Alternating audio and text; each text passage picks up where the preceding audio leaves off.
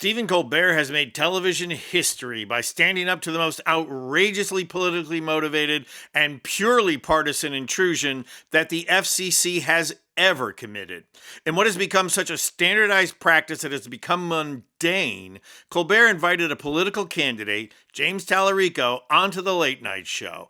And that's when Trump's trained chihuahua, Brendan Carr, directly instructed CBS not to air the interview. CBS folded like an origami swan. But of course, the dim-witted Carr and the CBS toadies underestimated how smart Colbert is.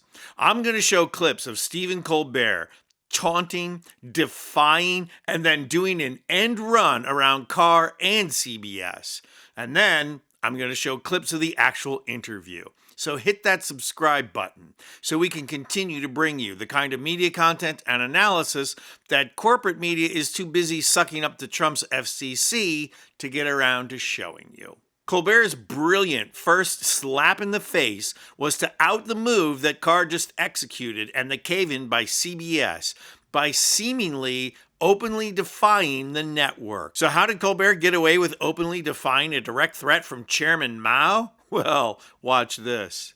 I am absolutely not allowed to show a photo of Texas State Representative James Talarico. And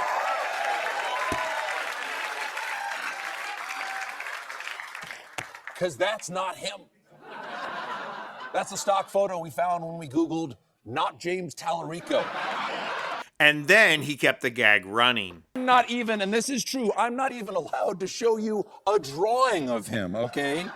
Which is why I cannot show you what I'm drawing out of fear that James Talarico looks like Snoopy.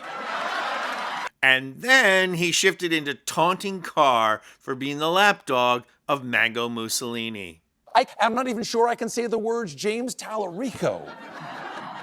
But what I can show you is what we always show when we have to pull material at the last minute. This tasteful nude of Brendan Carr.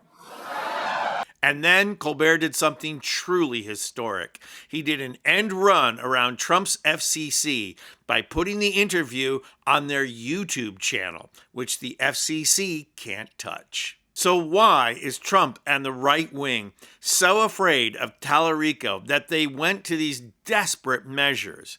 Well, here's one reason why. I think that Donald Trump is worried that we're about to flip Texas.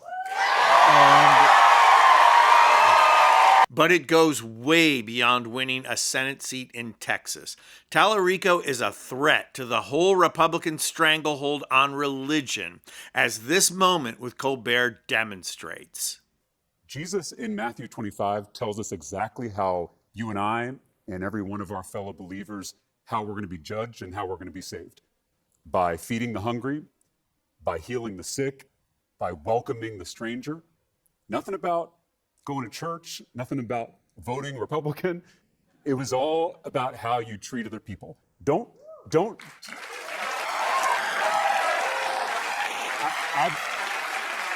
I've said before, don't tell me what you believe. Show me how you treat other people, and I'll tell you what you believe. And I think in our faith, we've got to get back to those fundamentals. My granddad was a Baptist preacher in South Texas. And when I was little, he told me that Christianity is a simple religion. Not an easy religion, he would always clarify, but a simple religion because Jesus gave us two commandments: love God and love neighbor. And there was no exception to that second commandment. Love thy neighbor regardless of race or gender or sexual orientation or immigration status or religious affiliation. And it's why I have fought so hard for the separation of church and state, because when the church gets too cozy with political power, it loses its prophetic voice, its ability to speak truth to power, its ability to imagine a completely different world. And so this separation between church and state is something we have to safeguard. It's something we have to fight for. And I think we need someone in the U.S. Senate who is going to confront Christian nationalism and say and tell the truth, which is that there is nothing Christian about Christian nationalism. And that's why Talarico is the biggest threat to right-wing politics since Barack Obama. Talarico is not just exposing the hypocrisy of the Christian right, he models the alternative and speaks from the authentic place of radical Christianity. The Republican Party and Russian bots are working overtime to help Jasmine Crockett defeat Talarico in the Democratic primary because she is, at most, a temporary threat. Even if she wins the seat, the Republicans win the long game. Crockett is a fighter who is great at denouncing the hypocrisy of the right. But what she and establishment Democrats don't understand is that the time and effectiveness of denunciation is long over. Talarico is showing that the key for Democrats now is providing a tangible alternative. That if you can invite people into a politics of caring, of equality, and justice that's rooted in the radical vision of Christianity, then people, especially those who have been duped by the religious right, will stop, listen, and probably join, eager for a true alternative. I'm Anthony Vincent Gallo for Occupy Democrats.